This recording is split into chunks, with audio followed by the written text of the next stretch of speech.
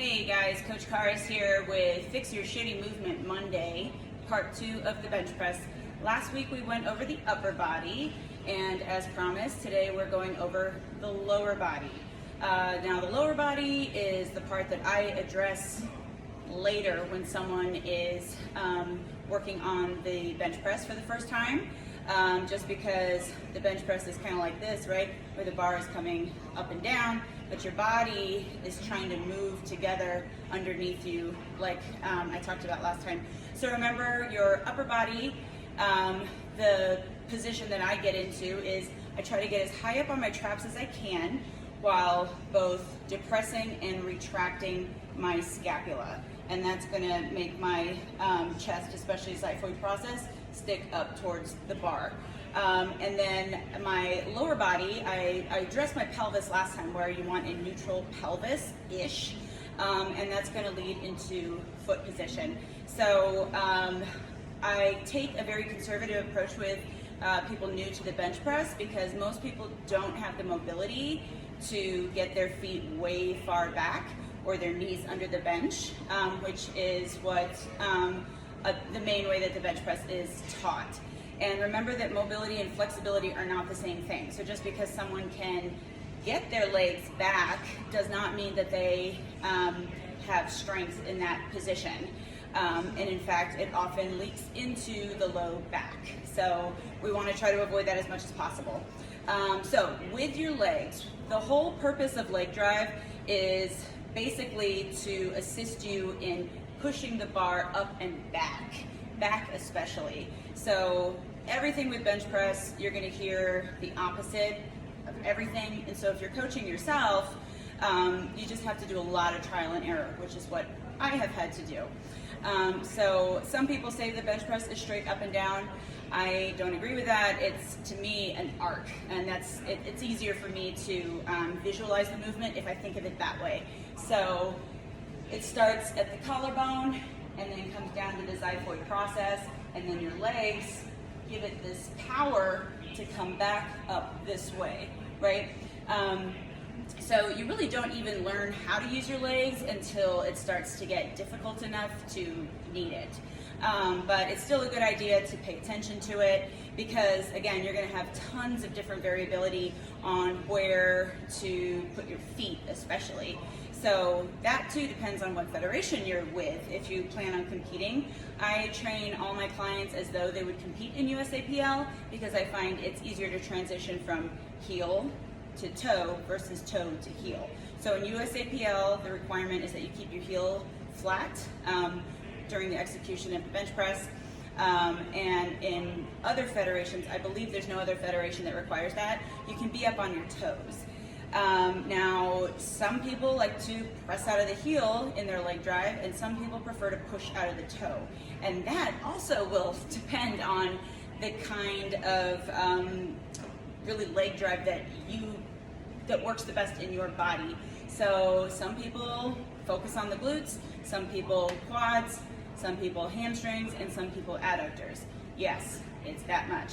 So if you're very quad and adductor dominant, then pushing into the toe would make more sense for you. And if you drive out of the heel, that will help you get the glute better and also the hamstring because you kind of think about dragging your heel back towards your shoulder blade. So you can play around with all those different things. How far apart your feet are, that's another thing that's going to depend on ankle mobility, right? Ankle dorsiflexion. Hip flexor mobility, right?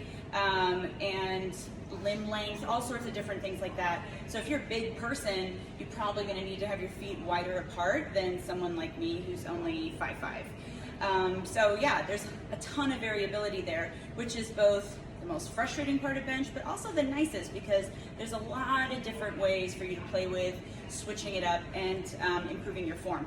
So remember last time I went over upper body. I set my upper body in place first. Not everybody does it that way. Some people set their legs in first. You'll see some pretty wacky shit in people's setup. It's actually kind of fun. So for me, I get up on my traps and I kind of use the bench to pull my scapula down and then just kind of scoop my shoulder blades together so that I'm pinned under the bar to create as much stability in my trunk as possible, and also the highest arch in my thoracic spine as possible. And then from there, I lower my feet down. For me, I have a lot of mobility, mainly because I've worked on bench so much. Mobility will come if you work on it. That's why I prefer this active mobility work versus passive mobility work, because this is actually what you're trying to get more mobile, or it's a way that it's a functional mobility, in other words. I think that other mobility doesn't stick, but what the fuck, what do I know? So I get my feet pretty far back because I can keep my heels down in that way.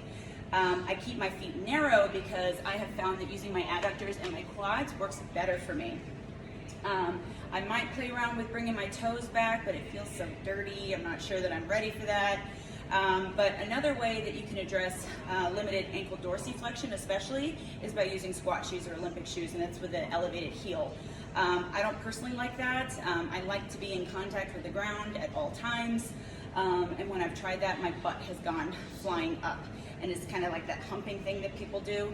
And I find that I do that too when I focus too much on my glutes. So again, you just kind of have to do a lot of trial and error with it. So I'm going to show you my setup and how I get my feet into position. So, coming back, now that we have a barbell, make sure that you pull the bar all the way to the end of the J cup here, so you don't have to like drag and hike up your shoulders to unwrap. So I'm going to position this knurling here in the center over my eyebrows-ish, and then my pinkies go on the rings. That's the position I like. So then I'm going to get up on my feet and do what I was just talking about. So pulling my shoulder blades down my back and trying to scoop my shoulder blades together as much as I can. So you see my elbows are pointed in. Some people like to use the side of the rack to get themselves into position. For some reason, I just prefer the bar. I don't know why. So then from there, I can set my feet down and test basically my mobility as I do so.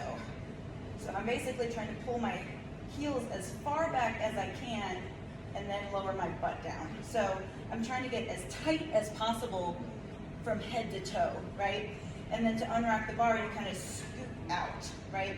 So it's really important that you set the bar height in an appropriate place for you. So then brace, pull the bar down to xiphoid process, and then leg drive is hard to show when you don't have a lot of weight on the bar. Here and here, okay? So again, it's just something that you have to practice. The thing that screws people up a lot in the bench is that they panic at the bottom and they forget to use their legs. So the best way for me, I found, to practice it is pin presses. I love pin presses. So I don't have the safety set up, but you should always set your fucking safety bar up. Set the safety to about where the top of your arch is. Set the bar down. You don't want to relax, but just kind of let it settle and then drive up. That's been the most useful for me.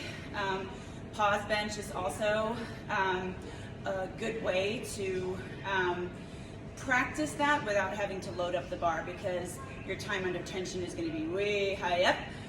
Which is going to simulate a heavier weight, right? And actually the other thing that I really like to do with bench press to practice leg drive is incline bench press, which I know, talk about feeling dirty, but because your hip is in a flexed position in the incline press, you can bring your feet way back and you really feel how much that motion can help the bar go from here to here. And since you can see the bar more clearly in that incline position, you can feel, or more related to that arc position that I like. So there's so much information about this. This is just kind of the meat and potatoes of it. If you guys have questions, as always, let me know. Let me know if you try these things, and let me know if you have any suggestions, because this is the one where I've heard and tried a million different things, and I just have had to find what works for me. Happy Monday. Do your bench press. Stop sucking at it. I'm going to do the same. Have a good week.